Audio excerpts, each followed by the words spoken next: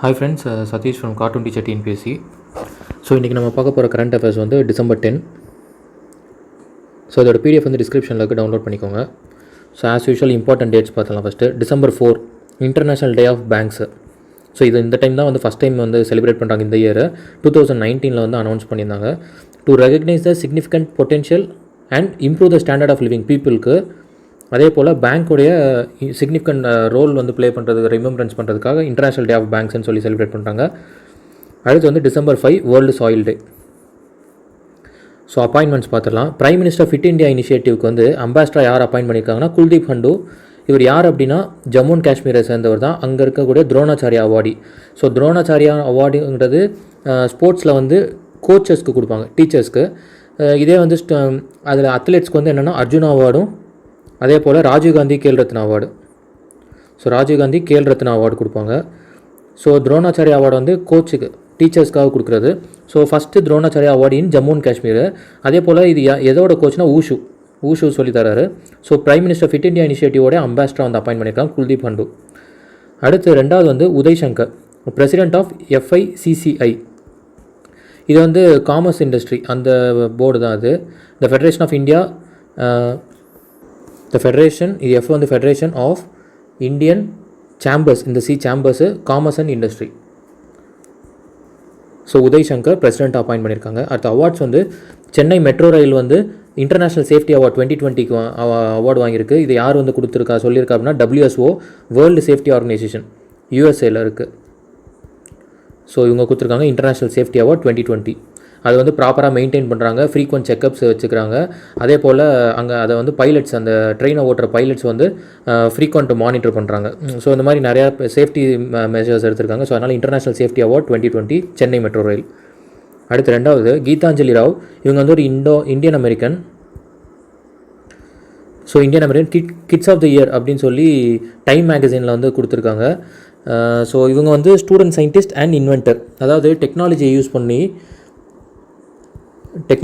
குறிப்பாக அதுவும் artificial intelligence மூலிமா அப்ளிகேஷன் ரெடி பண்ணுறாங்க.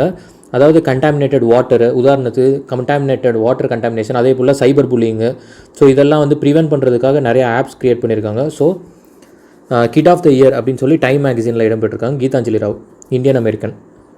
ஸோ மெயின் டாப்பிக்குள்ளே போயிடலாம். ஃபஸ்ட்டு வந்து இன்டர்நேஷ்னல் ரிலேஷன்ஸு.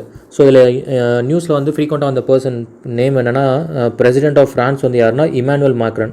ஸோ இவருடைய பேர் வந்திருக்கு. நியூஸ் முக்கியம் இல்லை, ஜஸ்ட்டு நேம் தெரிஞ்சுக்கோங்க. France Emmanuel Macron. அடுத்து இந்தியா அண்ட் ஓமன் பைலேட்ரல் ரிலேஷன்ஸில் பார்த்தா வெஸ்ட் ஏஷியாலே ஃபஸ்ட்டு சச் இனிஷியேட்டிவ் அப்படிங்கிறாங்க. என்னென்னா இந்தியா ஓமன் ஃப்ரெண்ட்ஷிப் அசோசியேஷன் அப்படின்னு சொல்லி ஒன்று ஸ்டார்ட் பண்ணியிருக்காங்க. So India and Oman. அடுத்து பீஸ் மிஷன்னா என்ன, எதுக்கான ரெலவென்ட் பீஸ் மிஷன்னா, இது வந்து யுனைடெட் நேஷன் தான் இது ஆர்கனைஸ் பண்ணியிருக்காங்க. United nation organised culture of peace mission. So பீஸ்னாலே என்ன, அமைதி. எதனால? Through religion conflicts. So different religion conflicts வருது. அந்த கான்ஃப்ளிக்ட் வந்து கண்டெயின் பண்ணுறதுக்காகவும் அதுக்கான பீஸை வந்து என்ஷூர் பண்ணுறதுக்காக ஒரு இதுதான் நடக்குது. ஸோ அதில் இந்தியா வந்து இந்த மீட்டிங்கில் வந்து என்ன பேசியிருக்காங்க அப்படின்னா, அவங்க வந்து எக்ஸ்பேண்ட் பண்ண சொல்கிறாங்க. ஏன் அப்படின்னா இந்த யுனைடெட் நேஷன் வந்து பொதுவாக வந்து அந்த அப்ரஹாமிக் ரிலீஜன் அப்படிங்கிறத வந்து தான் யூஸ்வலாக அட்ரஸ் பண்ணுவாங்க. இந்த அப்ரஹாமிக் ரிலீஜன்னா என்னென்னா மொத்தம் 3 ரிலீஜன்ஸ் இருக்குது: Judaism, Christianity and Islam. So இதில் நடக்கக்கூடிய கான்ஃப்ளிக்ஸ் அண்டு இதில் பாதிப்புள்ளாகக்கூடிய கம்யூனிட்டிஸை பற்றி தான் பேசுகிறாங்களே தவிர, பட் இதை என்ன சொல்கிறாங்க, இந்தியா வந்து இதை எக்ஸ்டெண்ட் பண்ண சொல்கிறாங்க. Expand its criticism of hatred violence against religions beyond the 3 violence. அதான் இந்த அப்ரஹாமிக் ரிலீஜனை விட இன்னும் வந்து ஹிந்துயிசம், இது இல்லாமல் இன்னும் நிறையா ரிலீஜன்ஸ் இருக்குது, அதுலேயும் வந்து பாதிப்புள்ளாரதையும் அந்த அட்ரஸ் பண்ண சொல்கிறாங்க. Peace mission, culture of peace mission, united nation. அடுத்து 3RF.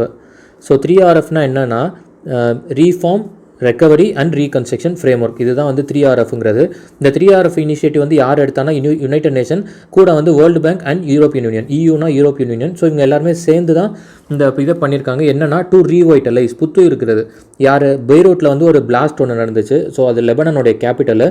அவங்களுக்காக இந்த 3RF அப்படின்னு சொல்லி reform, recovery and reconstruction framework வந்து இனிஷியேட்டிவ் எடுத்திருக்காங்க யுனைடெட் நேஷனு. அடுத்து வந்து டிஃபென்ஸில் வந்து நியூ லேப் வந்து செட்டப் பண்ணுறாங்க. யார், DRDO என்ன பண்ணுறாங்க, செட்டப்பை laboratory geo informatic research. Geo information பற்றி ரெலவெண்ட் எடுக்கிறதுக்கு தான் இது. அதாவது என்ன, எதோட ஜியோ இன்ஃபர்மேஷன்னா டெரைன் அண்ட் அவலாஞ்சினா பனி சரிவு. ஸோ அது வந்து பாகிஸ்தான் அண்ட் சைனா பார்டரில் பனிகள் சரிவுறதையும் அதோட டெரைனையும் வந்து ஸ்டடி பண்ணுறதுக்காக என்ன பண்ணுறாங்க, இருக்கிற 2 எக்ஸிஸ்டிங் வந்து மர்ஜ் பண்ணுறாங்க. ஸோ என்னது SASE snow and avalanche studies எஸ்டாப்ளிஷ்மெண்ட்டையும், இது வந்து உத்தரகாண்டில் இருக்குது. டிஃபென்ஸ் டெரைன் ரிசர்ச் எஸ்டாப்ளிஷ்மெண்ட் இது வந்து டெல்லியில் இருக்குது. ஸோ இது ரெண்டையும் மர்ஜ் பண்ணி ஒரு காமன் சென்டர் எஸ்டாப்ளிஷ் பண்ணுறாங்க. ஸோ ஜியோ இன்ஃபர்மேஷன் ரிசர்ச்க்காக, குறிப்பாக பார்டரில் இருக்கக்கூடிய டெரைனையும் அவலாஞ்சியும் வந்து ஸ்டடி பண்ணுறதுக்காக DRDO செட்டப் பண்ணுறாங்க. ஸோ அடுத்து வந்து 5th எக்கானமி. ஃப்ராங்க்லின் டெம்பிள்டன் இது என்னென்னா, இது ஒரு mutual fund investment company. So இது வந்து சுப்ரீம் கோர்ட் வந்து என்ன ஜட்ஜ்மெண்ட் கொடுத்துருக்காங்க அப்படின்னா, செபியை வந்து டைரக்ட் பண்ணுறாங்க. என்னென்னா ஒருத்தரை வந்து அப்பாயின்ட் பண்ண சொல்கிறாங்க. இந்த ஓட்டிங் நடக்க போகுது.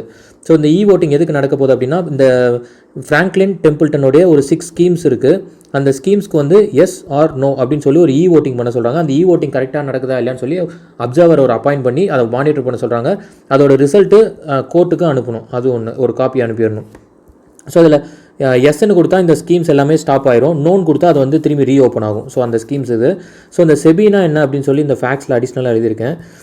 Securities and exchange board of India இது வந்து ஹெட் குவார்ட்டர்ஸ் மும்பையில் இருக்குது. 1988 ஃபார்ம் பண்ணாங்க.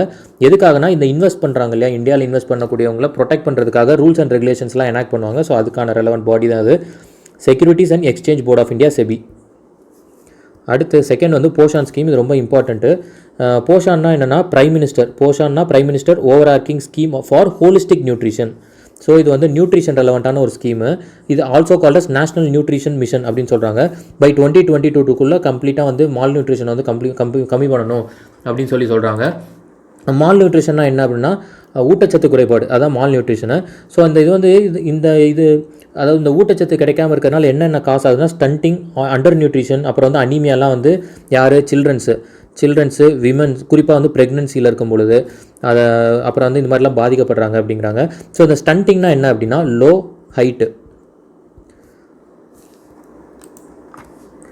இதே வந்து இன்னொன்று வேஸ்டிங் அப்படின்னு ஒரு டெக்னிக்கல் டேர்ம் இருக்குது. அது வந்து லோ வெயிட்டு. ஸோ இங்கே W. ஸோ வேஸ்டிங் வெயிட்டு, ஸ்டண்டிங்னா ஹைட்டு. ஸோ ஹைட்டு கம்மியாக இருக்கிறது, அந்த நார்மலாக இருக்கிற வேண்டிய ஹைட்டு இல்லாமல் கம்மியாக இருக்கிறது, இல்லைனா வெயிட் ரொம்ப கம்மியாக இருக்கிறது. ஸோ அந்த மாதிரி இதெல்லாம் வந்து இந்த ஊட்டச்சத்து குறைபாடுனால வருது. ஸோ அதை கம்மி பண்ணணும் அப்படிங்கிறதுக்காக 2022 அதை கம்ப்ளீட்டாக எராடிகேட் பண்ணணுங்கிற மாதிரி பிளான் பண்ணியிருக்காங்க. ஸோ இது வந்து 2018 இன்ட்ரடியூஸ் பண்ணியிருந்தாங்க இந்த ஸ்கீமு, போஷான் ஸ்கீம். அடுத்து பிரைம் மினிஸ்டர் வாணி ஸ்கீம். இது வந்து இப்போ ரிலீஸ் ஆன ஸ்கீமு, ரொம்ப இம்பார்ட்டண்ட்டு. என்னது வாணினா WW ஞாபகம் வச்சுக்கோங்க, wifi access. So it is a Wi-Fi access network infrastructure which enable small shopkeepers to provide Wi-Fi services. அதாவது வேர்ல்டு லெவலில் பார்த்தோம் அப்படின்னா நிறையா வெஸ்டர்ன் கண்ட்ரீஸில், அதுவும் டெவலப்டு கண்ட்ரீஸில் ஆக்சஸ் வந்து ஒய்ஃபை ஆக்சஸ் தான் வந்து பப்ளிக் வந்து அதிகமாக யூஸ் பண்ணுறாங்க. பட் இந்தியாவில் இது வெறும் 10% தான் இருக்குது. எல்லாருமே நெட்வொர்க் வந்து யூஸ் பண்ணிக்கிறாங்க பர்சனல் நெட்வொர்க்கில். ஸோ அதனால் இதை வந்து கம்மி பண்ணணும், இதை இன்க்ரீஸ் பண்ணணுங்கிறதுக்காக, உதாரணத்துக்கு இப்போ ஒரு ரோட்டில் டிஃப்ரெண்ட் சின்ன சின்ன கடைகள் இருக்குது அப்படின்னா அந்த கடையை வந்து ஹாட்ஸ்பாட் ஆக்குறது. ஸோ அந்த கடையில் ஒய்ஃபை நெட்வொர்க் வர மாதிரியும் அதை வந்து ஹாட்ஸ்பாட் ஆக்கிடுறது. அங்கேருந்து நம்ம வந்து நெட்வொர்க் வந்து இப்போ ரயில்வேல எப்படி இருக்கோ, ஸ்டேஷனில் போய் ஒய்ஃபை ஆக்சஸ் பண்ணுறோமோ அந்த மாதிரி நம்ம வந்து என்ன பண்ணலாம், பப்ளிக்கில் இருக்க வந்து நிறையா ஒய்ஃபை சிக்னல்ஸ் இருக்கும், நம்ம அதை வந்து டேட்டாஸ் யூஸ் பண்ணிக்கலாம். குறிப்பாக வந்து ரூரலில் வந்து இன்னும் வந்து அவங்களுக்கான ஆக்சஸ் வந்து இன்னும் என்ரிச் பண்ணணும் அப்படிங்கிறதுக்காக பண்ணுறாங்க. இது வந்து ட்ராயோட ஒரு ரெக்கமெண்டேஷன் தான், telecom regulatory authority of India, ட்ராய்னா. ஸோ அது வந்து அவங்களோட ரெக்கமெண்டேஷன் தான் இந்த கான்செப்ட். இதை வந்து கேபினெட் இப்போ அப்ரூவ் பண்ணிட்டாங்க. இதில் யாரெல்லாம் பார்ட்டிசிபேட் பண்ணுவோம் அப்படின்னா PDOA, app provider and central registry. So இவங்க யார் அப்படின்னா பப்ளிக் டேட்டா ஆஃபீஸ். PDOங்கிறது தான் இந்த சின்ன சின்ன ஷாப்ஸு. இப்போது PDOA அப்படின்னா பப்ளிக் டேட்டா ஆஃபீஸ் அக்ரிகேட்டர். இவங்க யார் என்ன பண்ணுவாங்கன்னா ஆத்தரைசேஷன் அண்ட் அக்கௌண்டிங். இப்போ இவங்களுக்கு போகிறதெல்லாம் ப்ராப்பர் மானிட்டர் பண்ணுறது இவங்க தான் பண்ணுவாங்க, இந்த PDOA. இந்த ஆப் ப்ரொவைடர்னு ஒரு கேட்டகரி இருக்காங்க. அவங்க யாருன்னா ரெஜிஸ்டர் அண்ட் டிஸ்கவரி ஹாட்ஸ்பாட். அதாவது பப்ளிக் இருக்காங்க அப்படின்னா அந்த இப்போ வந்து வாணி அப்படின்ற ஒரு ஆப் கிரியேட் பண்ணி கொடுத்துட்டாங்க அப்படின்னா இந்த வாணி ஆப் வந்து இந்த ஆப் ப்ரொவைடர் தான் வந்து டிசைன் பண்ணுவாங்க. இதில் நம்ம என்ன பண்ணணும், அஸ் கஸ்டமராக வந்து நம்ம உள்ளே போயிட்டு ரிஜிஸ்டர் பண்ணி இந்த ஏரியாவில் இப்போ இந்த ரோட்டில் எங்கெங்கெல்லாம் இந்த ஹாட்ஸ்பாட்ஸ் இருக்குன்னு சொல்லி நம்ம சர்ச் பண்ணிக்கலாம். ஸோ இதுதான் வந்து இப்போ இந்த ரிஜிஸ்டராக இருக்குது. இந்த ப்ராசஸ் என்டையர் ப்ராசஸையும் ஃபாலோ பண்ணுறது யாருன்னா அந்த சென்ட்ரல் ரெஜிஸ்ட்ரி. ஸோ இது வந்து இந்த 4 பாடி சேர்ந்து ஒர்க் பண்ண போகிறாங்க. PDOA, app provider and central registry. குறிப்பாக என்னென்னா ஒய்ஃபை ஆக்சஸ் நெட்வொர்க் இன்ஃப்ராஸ்ட்ரக்சரை என்ஹான்ஸ் பண்ணணுங்கிறது தான் பிரைம் மினிஸ்டர், அதான் PM வாணி ஸ்கீம் இது. அடுத்து 4th வந்து CLMV கான்க்ளேவ். CLMV கண்ட்ரீஸுங்கிறது என்னென்னா Cambodia, Laos, Myanmar and Vietnam. So இவங்களுக்குள்ள என்னென்னா ஒரு பிஸ்னஸ் மீட்டிங் நடந்திருக்கு. இந்தியாவும் CLMVக்கு பிஸ்னஸ், இந்த கண்ட்ரீஸ் மட்டும் பார்ட்டிசிபேட் பண்ணியிருக்கு. இது ஒரு 6th கான்ஃபரன்ஸ். எதுக்குன்னா குறிப்பாக வந்து free trade and bilateral relation வந்து இன்க்ரீஸ் பண்ணுறதுக்காக பண்ண ஒரு மீட்டிங் தான் அது. அடுத்து மானிட்டரி பாலிசியில் ரிசர்வ் பேங்க் ஆஃப் இந்தியா இந்த இப்போ அனௌன்ஸ் பண்ணியிருக்காங்க 2021 அதில் ரெப்போ ரேட் வந்து 4%, reverse repo rate 3.35%, MSF marginal standing facility வந்து 4.25%. இதெல்லாம் கொஸ்டின்ஸில் கண்டிப்பாக கேட்பாங்க. ஸோ 2021 இப்போ உள்ள ஸ்டாட்டிக் டேட்டா இதுதான். So repo rate, reverse repo rate and MSF இது கண்டிப்பாக வரும், படிச்சுக்கணும். அடுத்து டாக்ஸஸ் ஆன் லாட்ரி. இது வந்து சுப்ரீம் கோர்ட் வந்து என்ன டைரக்ஷன் கொடுத்துருக்காங்க அப்படின்னா, இந்த taxes based on 2017 central goods and services tax act மூலியமாக இந்த லாட்ரி வந்து சப்ஜெக்ட் ஜிஎஸ்டி, அதாவது டேக்ஸுக்கு வந்து லீவை ஆகக்கூடியது தான் இது எக்ஸம்ஷன் கிடையாது. It is an actionable claim அப்படிங்கிறாங்க சுப்ரீம் கோர்ட்டு. அது மூலிமா ஸ்டேட் கவர்மெண்ட்டும் வந்து ஜிஎஸ்டி வந்து லீவை பண்ணலாம் அப்படிங்கிறாங்க. ஸோ இது என்ன வெறும் லாட்ரிஸ் மட்டும் இல்லை, அந்த லாட்ரிஸ்னால் அதாவது ஒரு ப்ரைஸ் மணி வர்றதா இருக்கட்டும், இல்லை வந்து சில பிட்டிங்கில் எடுக்கிறதா இருக்கட்டும், ஸோ இந்த மாதிரி வந்து கேம்பிளிங்கு, ஸோ இந்த மாதிரி எல்லாமே வந்து இந்த சப்ஜெக்ட் டு டேக்ஸ் அப்படிங்கிறாங்க. லாட்ரியை வந்து சொல்லி இது பண்ணியிருக்காங்க, சுப்ரீம் கோர்ட்டு ஜட்ஜ்மெண்ட் கொடுத்துருக்கு இப்போது.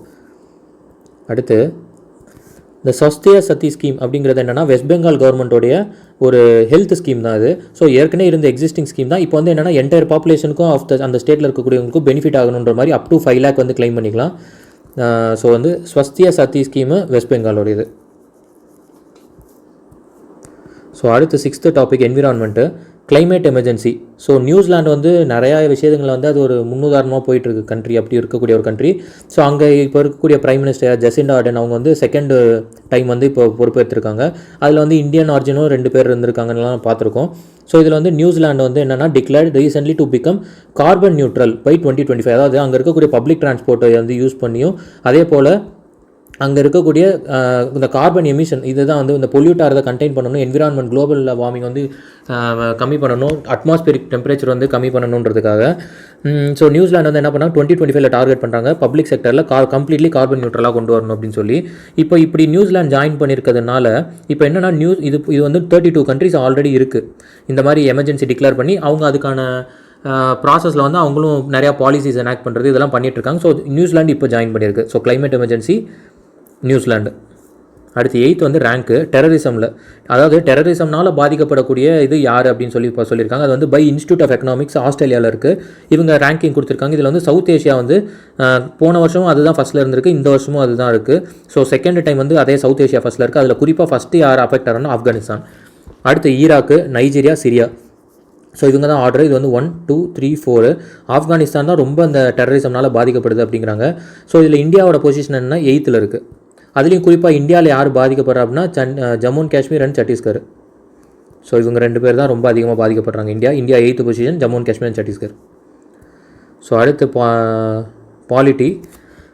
So Khalistan movement. காலிஸ்தான்றதே என்னென்னா இந்த பஞ்சாபில் இருக்கக்கூடிய சீக்கு செப்பரேட்டிஸ்ட் டிமாண்ட் பண்ணுறது தான்.